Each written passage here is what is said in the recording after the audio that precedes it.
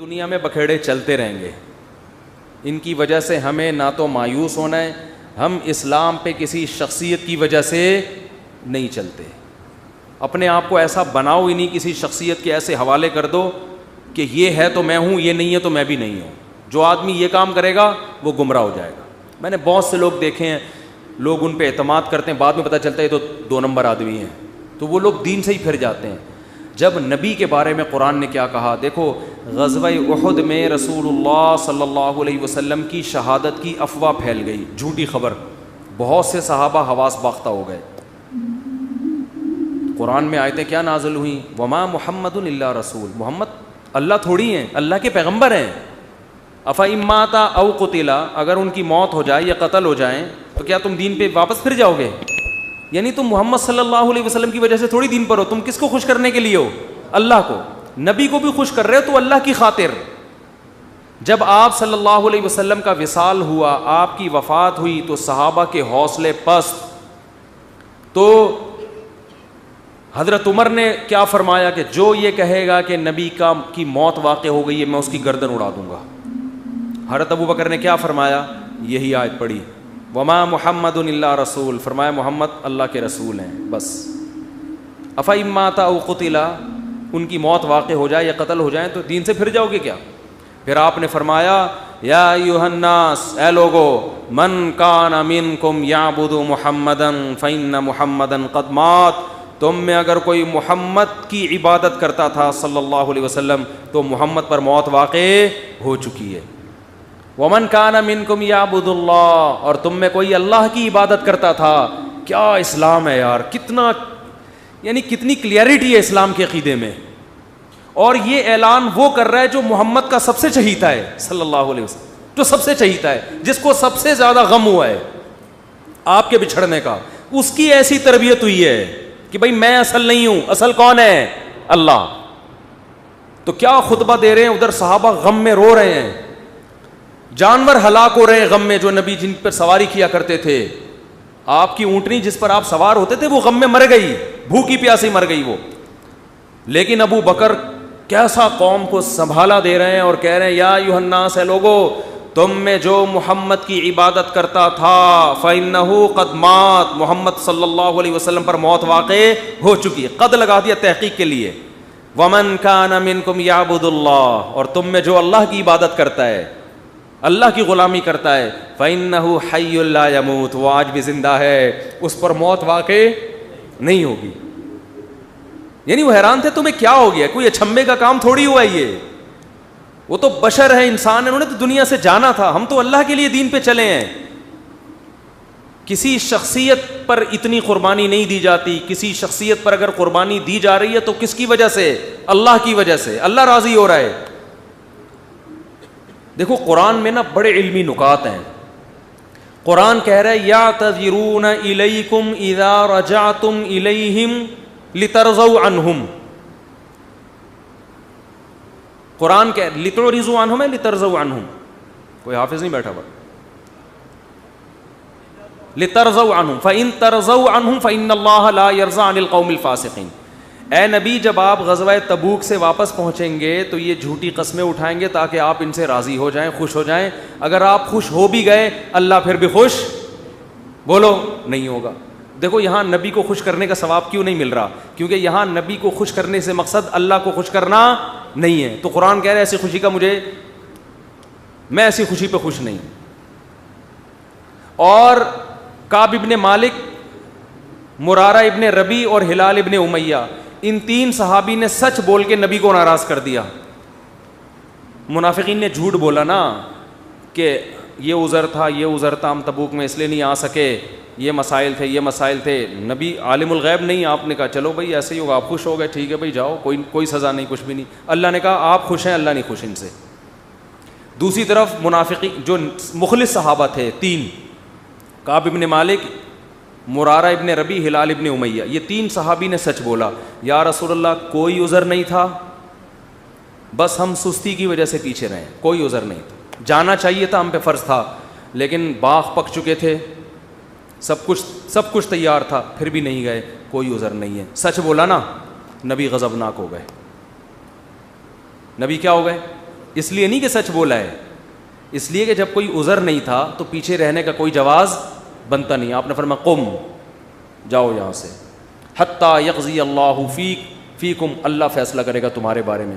40-50 دن boycott ہوا, یہاں تک کہ صحابی کہتے ہیں نبی نے سلام تک کا جواب نہیں دیتے تھے. کیا گزری صحابہ پر, مگر قرآن کہہ رہے ہیں میں کیا تھا ان سے, بولو راضی تھا, کیونکہ مجھے خوش کرنے کے لیے انہوں نے سچ بولا. تو پھر اللہ نے پیغمبر کو بھی راضی کر لیا بعد میں, اور اتنا خوش ہو گئے پیغمبر, فرمایا اللہ نے تمہاری تو. اچھا اور سنیں, اسلام کے عقیدے بتا رہا ہوں کتنے واضح ہیں کہ ہم اسلام کو فالو کسی مدرسے کے کسی بندے کی وجہ سے نہیں کرتے. اور یہ بھی بتا دوں, اس ایک بندے کی وجہ سے مدرسوں کو بدنام کرنا کہ مدرسے ایسے ہوتے ہیں, یوں ایسے ہوتے ہیں, یہ بھی وہی زیادتی ہے جس کا میں نے ابھی تذکرہ کیا. جب حضرت کعب ابن مالک کی توبہ قبول ہوئی تو ان کو خوشخبری پہنچی, وہ نبی کے پاس آئے. آپ صلی اللہ علیہ وسلم کا چہرہ حدیث میں آتا ہے استنار وجہہ کأن وجہہ قطعۃ قمر, ایسے چمک رہا تھا جیسے 14ویں کا چاند. آپ نے کیا فرمایا, ابشر بخیر یوم مر علیک منذ ولدتک امک, اے کعب اس دن کی خوشخبری قبول کرو کہ جس دن سے تمہاری ماں نے تمہیں جنا ہے آج تک ایسا خوشی کا دن تمہاری زندگی میں نہیں آیا, اس دن کی مبارکباد ہو تمہیں. حضرت کعب مالک نے کیا کہا, امن کا ام من عند اللہ, یہ خوشخبری آپ کی طرف سے یا اللہ کی طرف سے؟ نہیں آ رہی بات. اس فکر میں لگے ہوئے ہیں کہ اللہ راضی ہے کہ نہیں ہے. دیکھو نبی کے راضی ہونے کا تو یقین ہو گیا نا. یہ نہیں سمجھ میں آئے گا, یہ تو آسان کیس نہیں ہے, بہت مشکل کیس ہے. ارے جب نبی کا چہرہ 14ویں رات کی طرح چمکتا ہوا دیکھ لیا, نبی مبارکباد بھی دے رہے ہیں کہ خوشخبری ہو اور سب معاف, بس اب میں راضی, اب میں خوش, تو کعب ابن مالک کو فکر کیا لگی ہوئی ہے, نہ یا رسول اللہ ذرا کلیئر کریں بات, صاف بتائیں یہ خوشخبری اللہ کی طرف سے ہے یا یعنی اللہ بھی راضی ہوا ہے کہ نہیں ہوا؟ فرمایا لا بل من عند اللہ, نہ میری طرف سے نہیں, کس کی طرف سے؟ اللہ. میں بھی اس لیے خوش ہوں کہ اللہ خوش ہے, اللہ نے معاف کر دیا ہے, اس لیے میں بھی خوش ہوں. پھر کعب ابن مالک خوش ہوئے ہیں. تو بھائی اسلام میں اصل کون ہے؟ اللہ.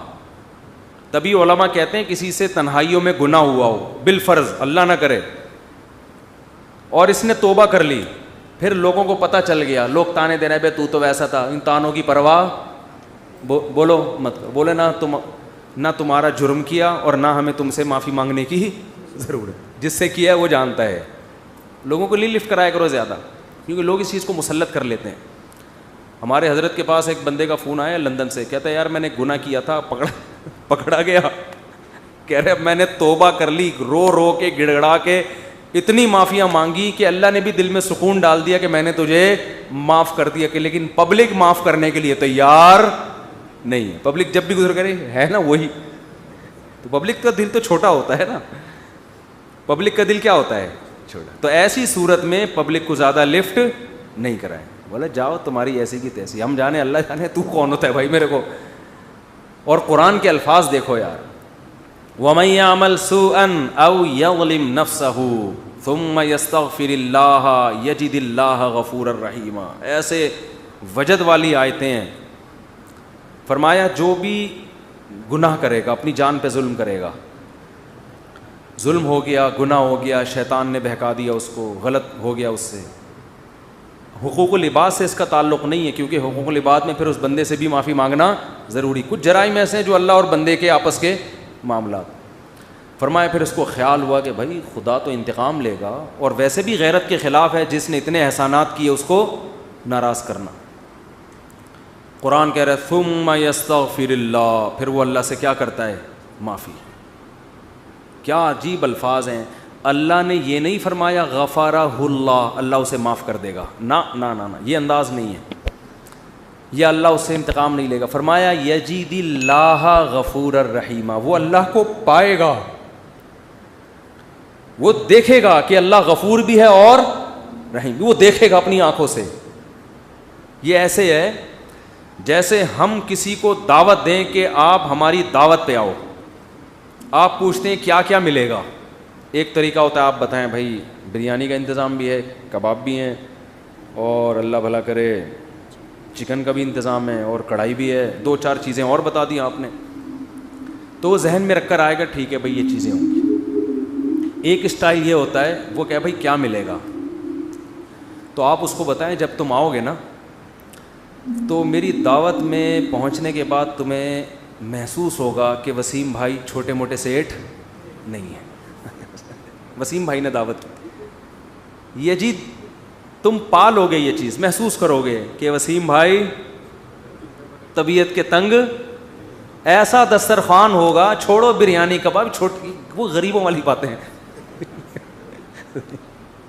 کیا بریانی, مسالے والی بریانی, اور مفتی صاحب کے بیان سنتے رہتے الٹے الٹے, مسالے والی بریانی, چپلی کباب, کوئٹہ کی چائے. ابے بھائی چھوڑو یہ باتیں, یہ تو کہیں کھانچے وانچے میں پڑی ہوئی ہوگی. ٹھیک ہے نا, یجد تم پاؤ گے, مجھے محسوس کرو گے کہ یہ چھوٹا موٹا سیٹ نہیں ہے. دسترخوان دیکھ کے اندازہ ہو جائے گا بھائی کوئی بہت بڑا آدمی ہے. تو قرآن کے الفاظ کیا ہیں آپ کو پتہ ہے؟ جو بڑے لوگوں کی دعوتیں, مولانا طارق جمیل صاحب نے بتایا کویت کے شہزادوں نے ان کی دعوت کی. ایک قرآن کیا کہتا ہے, جو گناہ کرے گا اور توبہ کرے گا یجد اللہ غفور الرحیم. اللہ یہ نہیں فرما رہے کہ اس کو معاف کروں گا, اللہ فرماتے ہیں جیسے کوئی بندہ دعوت پر آئے تو آپ کہو بھائی تم پاؤ گے کہ میں چھوٹا موٹا سیٹ نہیں ہوں. ہاں میں اس پہ واقعہ سنا رہا تھا کہ حضرت مولانا طارق جمیل صاحب ایک دفعہ کویت کے شہزادوں نے ان کی دعوت کی, تو اب وہ کیا تصور دماغ میں لے کے گئے ہوں گے. فرماتے ہیں میں حیران ہو گیا, اونٹ کے بچے صحیح پورے روسٹ. نہیں آئی سمجھ میں؟ آپ کو پتہ ہے اونٹ کا بچہ کسے کہتے ہیں؟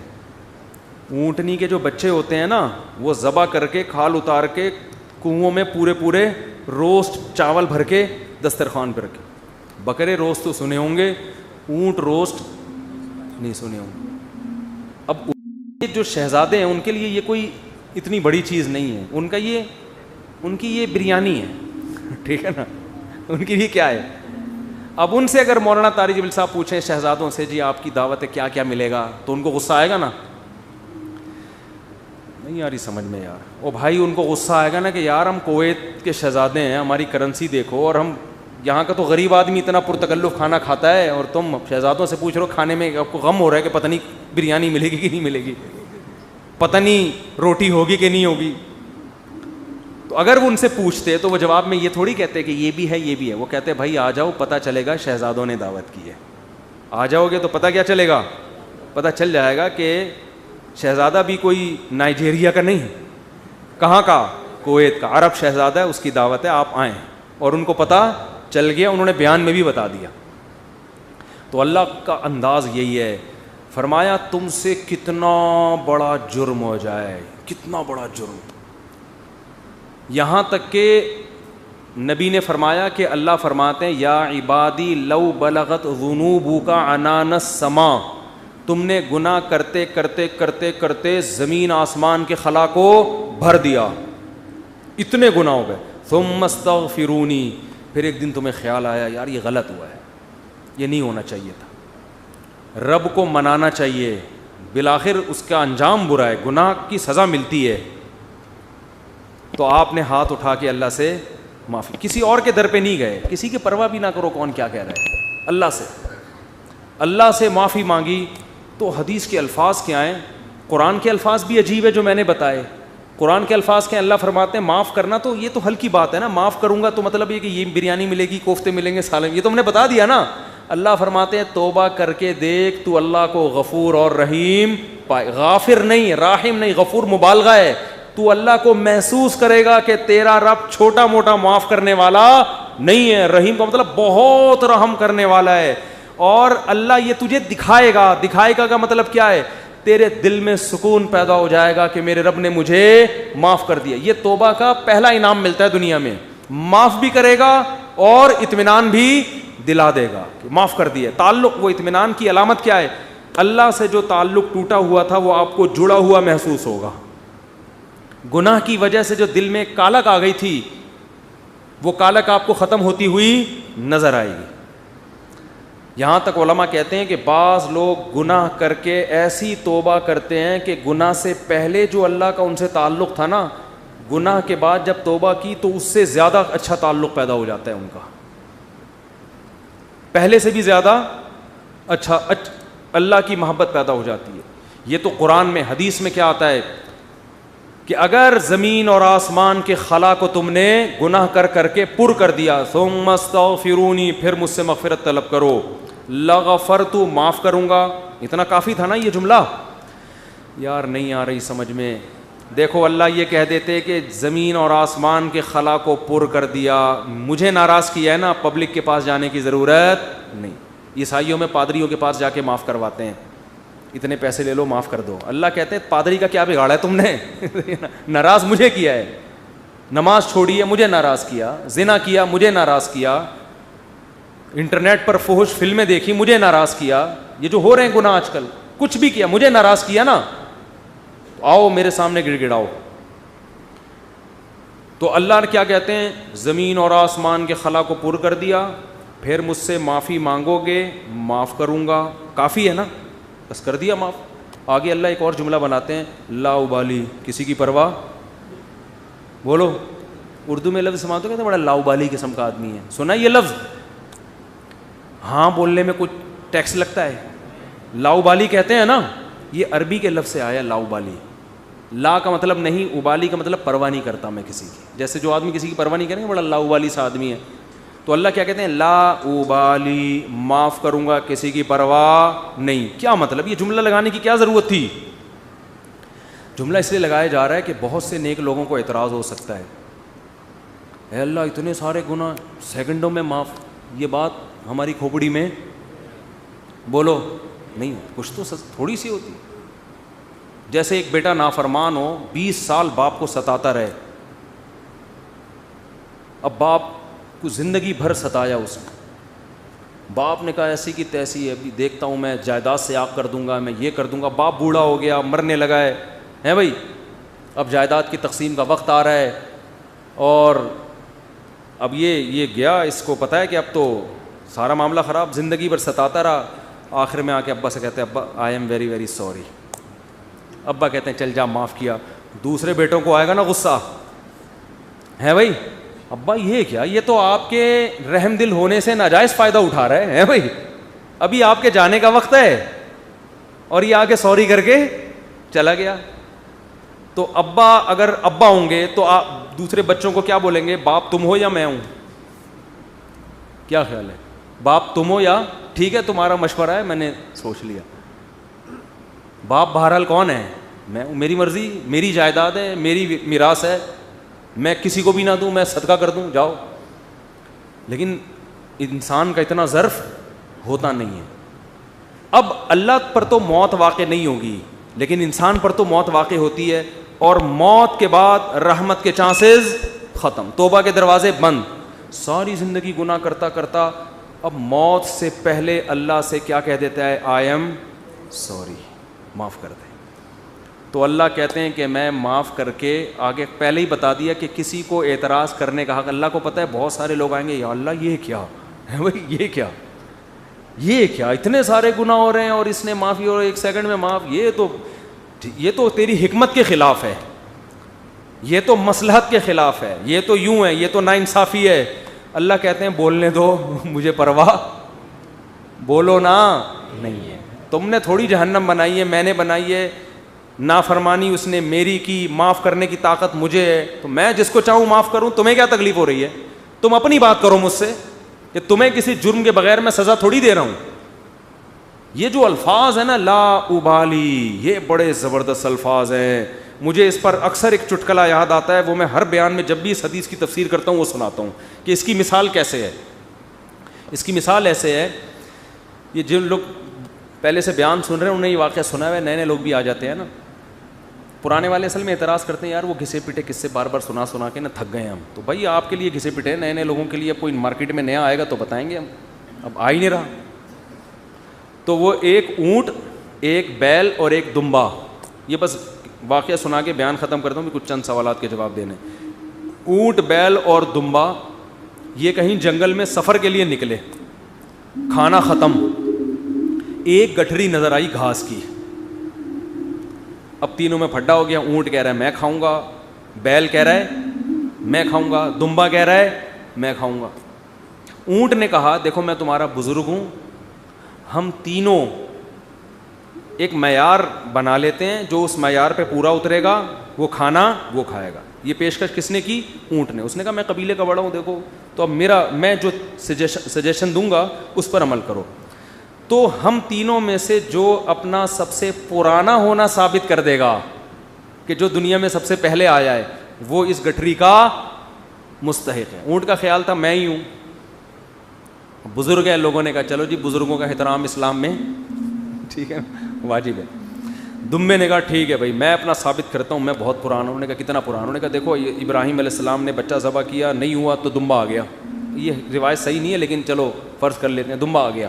اس کا مطلب میں 4000 سال سے ہوں, ابراہیم علیہ السلام کے دور میں بھی میں تھا. اونٹ چکرا گیا, اس نے بولا یہ تو پہلی گیند پہ ہی آؤٹ ہو رہا ہوں میں. تو بیل نے بولا کہ آدم علیہ السلام جب زمین پہ آئے تھے زمینداری کے لیے ٹریکٹر ایجاد نہیں ہوئے تھے, تو کچھ تو اگایا ہوگا نا. تو کھیتی باڑی کس سے کی تھی انہوں نے؟ بیل سے. اس کا مطلب میں کب سے ہوں؟ دمبا تو آؤٹ ہو گیا نا. اونٹ پریشان کہ کمبخت اس سے پہلے تو تاریخ لکھی نہیں گئی ہے, اس سے پہلے تو تاریخ لکھی اور سجیشن بھی میری تھی.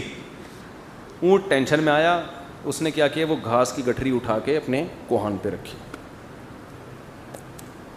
تو دمبے نے بولا بھائی میں تو بہت پرانا ہوں. اس نے بولا مانتا ہوں, میں نے کب کہا آپ بہت پرانے ہیں, میں آپ کے بعد آیا ہوں. بیل نے کہا میں تو اس سے بھی پرانا ہوں. اس نے کہا میں نے بولا کہ آپ پرانے نہیں ہیں, تو بھائی یہ پھر ہمیں دو. اس نے کہا دم میں تو لے لو. اس نے کہا ہمت ہے تو اٹھا لو. اونٹ کے کوہان سے کون اٹھائے گا؟ چلو دفعہ یہاں سے, تمہاری ایسی کی تیسی. سجیشن بھی خود ہی دی, بولا جس میں دم ہے لے لے بھائی. چلو اس کو کہتے ہیں لاؤ بالی. نہیں آئی بات سمجھ میں؟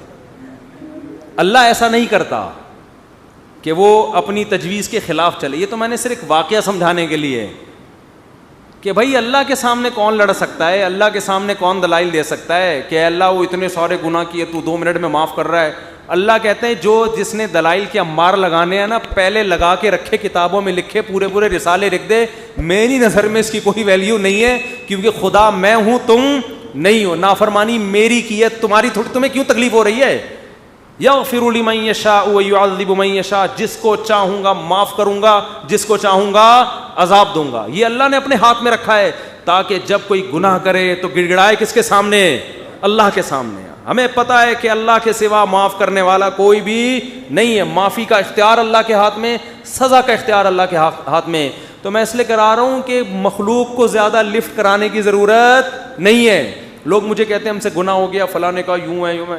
میں کہتا ہوں بھائی تو بولے تو کون ہوتا ہے؟ تو میرا باپ ہے, تو میرا ماموں ہے, تو کیوں پوچھ رہا ہے؟ میں جانوں اللہ جانے, تیرا کیا مسئلہ ہے بھائی؟ اور یہ بات سے بات چل پڑی ہے. شادی کے بعد عورتوں میں یہ بہت بڑا مرض ہے, اپنے پرانے قصے, پرانی غلطیاں میاؤں کے سامنے ظاہر کر دیتی ہیں ان کو اعتماد میں لینے کے لیے. جتنے اللہ نہ کرے, بعض خواتین کے ساتھ ہمیشہ نہیں ہوتا. ستار بھائی وسیم, ستار کو چھوڑو یار, نیک آدمی ہے, کوئی بھی چکر ان کے چلے ہوتے ہیں تو وہ اپنے شوہر کو اعتماد میں لینے کے لیے کہ میں آپ سے دیکھیے آج میں آپ سے اپنے دل کی کچھ باتیں شیئر کرنا چاہتی ہوں. دل کی کچھ باتیں شیئر کرنا چاہتی. کیا شیئر کرنا چاہتی ہیں جی؟ دیکھیے اب ہم دونوں ایک دوسرے کے شریک حیات ہیں, میں نہیں چاہتی کچھ آپ سے چھپا رہے. آپ سے پہلے میری ایک جگہ اور بھی شادی ہو چکی ہے, چھپ کے ہوا تھا نکاح, یہ ہو رہا ہے, پھر وہاں بھی ہوئی تھی, یہ بھی ہوا, پھر اس سے چکر چلا, لیکن میں نے توبہ کر لی تھی. اور تم اس کو کیوں بتا رہی ہو؟ تم تو چھوڑو, وہ انسان ہے بھائی, وہ اس کے دل میں بدگمانی ایک بال آ گیا, قیامت تک وہ بال نہیں نکلے گا. چھوڑو تمہارا ماضی کیا گزرا, اس کو بولو بھائی میں بہت نیک گھرانے میں پیدا ہوئی ہوں, بہت نیک ہوں, اسی طرح قبول ہو, ٹھیک ہے. نہیں تو میاں تفتیش کر رہے ہوتے ہیں گھس گھس کے, موبائل میں تفتیش کر رہے ہوتے ہیں گھس گھس کے, تو یہ کس نے اجازت دی آپ کو تفتیش کرنے کی بھائی؟ اسی طرح عورت شوہر سے بھی نہ پوچھے, پرانے, وہ بھی مکھنچو بیٹھ کے اپنے پرانے قصے سنا رہا ہوتا ہے, اس کو بھی اعتماد کیا ہو جاتا ہے. جو اللہ نے جس گناہ پہ پردہ ڈالا, آپ خود اگر اس کو ظاہر کر رہے ہو تو آپ سے بڑا بے وقوف دنیا میں کوئی بھی نہیں. ایک عورت نے مجھے بتایا کہ میرے شوہر کو مجھ پہ شک ہوا, اس نے ماضی شادی سے پہلے, دیکھو شادی کے بعد کی بات ہے, شادی سے پہلے کیا ہوتا رہا چھوڑو اس کو, ٹٹولا بالآخر میں نے اگل دیا جی میرا کسی سے غلط تعلق تھا, میں نے توبہ کر لی. کہہ رہے جب بھی پھڈا ہوتا ہے کہتے تم ہو تو وہی نا. میں نے کہا غلطی آپ کی ہے, کیوں بتا رہی ہو بھائی؟ وہ 100 دفعہ بھی پوچھ رہے ہیں آپ کیوں بتا رہے ہو, کیوں بتا رہے ہو آپ اس کو؟ تو ہمارا تعلق کس سے ہونا چاہیے؟ ہم اللہ کے بندے ہیں, جرم اللہ کا تو توبہ بھی کس سے؟ اللہ کی. اور ایک اور بات سے بات نکلتی ہے, بعض خواتین کے ساتھ کوئی ایسا واقعہ ہو چکا ہوتا ہے کہ وہ کنواری نہیں رہتی, بعض دفعہ کوئی مسئلہ ہوتا ہے ان کے ساتھ, یا بعض دفعہ کوئی برائی ہو چکی ہوتی ہے جس سے وہ توبہ کر چکی ہوتی ہیں, وہ شادی کرتے ہوئے ڈر رہی ہوتی ہیں.